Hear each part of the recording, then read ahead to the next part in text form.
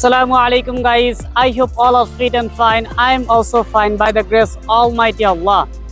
Right now I'm staying here is Queen's Bay.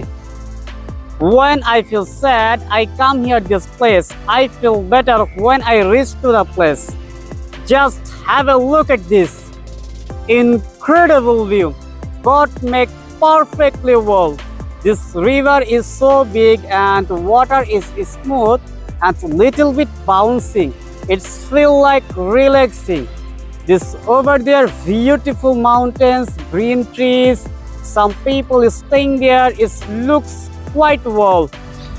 And long far away, this is the largest bridge in Malaysia.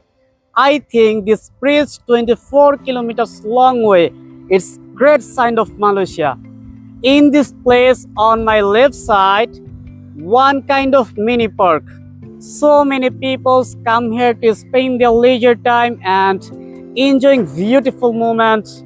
And this side, some people catch the fish is enjoyable. In this area, lots of wind. On my left side, some people exercising, and exercise is most important in our lives. We should exercise every day. I'm just having a wonderful time after a long time. I'm just making this video and I'm feeling happy today.